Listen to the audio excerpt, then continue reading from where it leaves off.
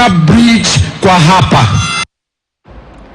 Now, the Independent Electoral and Boundaries Commission Chairperson Wafula Chebukati is facing his first major hurdle in the preparation for the August polls after the Kenya Human Rights Commission and 6 other parties moved to the High Court to compel the Commission to reintroduce the manual voters registration during the polls. The petitioners claim IEBC acted unilaterally and the decision to go digital is likely to block millions of Kenyans from voting. But what really prompted IEBC's move, and what does the petition portend for the elections? Our senior political affairs reporter Murimi Mwangi explains. Reeling from the September 1st, 2017 Supreme Court nullification of President Uhuru Kenyatta's re-election, and now facing what could easily be Kenya's most competitive presidential poll, electoral body IEBC has had a critical decision to make regarding identification of voters on election day. The reason why the Commission has decided to use a digital register as opposed to physical register is to prevent certain malpractices that were actually there before. The IEBC now faces its first hurdle after the Kenya Human Rights Commission moved to the High Court to have the manual register reinstated. In its petition, the Commission says the IEBC decision could disenfranchise voters in instances of software or hardware failure.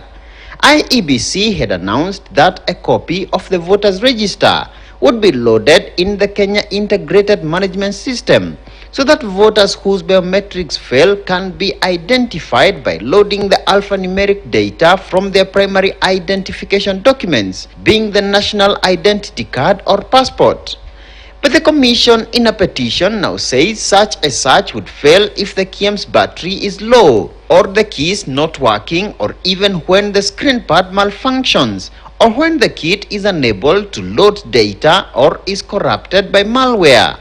Adding that IEBC continues to face the same network challenges it encountered in the 2013 and 2017 polls, thus risks curtailing Kenyans' right to vote due to failed identification. Among notable weaknesses of the manual voter registers that prompted IEBC to go digital after a post-mortem analysis of the 2017 polls was its susceptibility to abuse by rogue electoral officials and poll agents. In instances where electoral officials collude with rogue voters, a person could vote more than once through double identification through the KIEM's kit and separately through the manual register.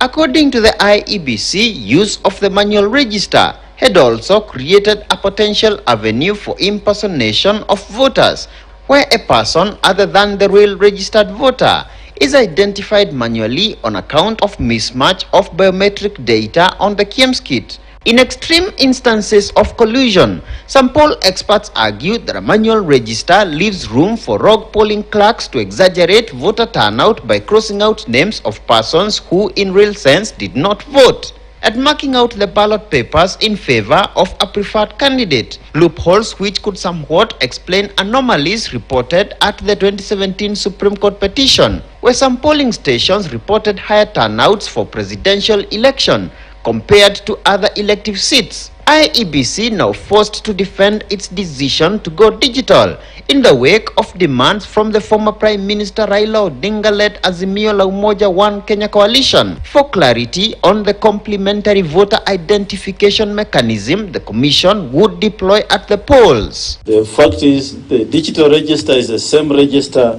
as what would be on the hard copy register. So the fear that voters will be turned away, that's not true. Nobody will be turned away so long as they have an ID and they are registered. The previous elections, you have heard of dead voters voting. Previous elections, including the 2013 most controversial election, presidential election, we had a minimum of 7 registers, including another one called Green Register.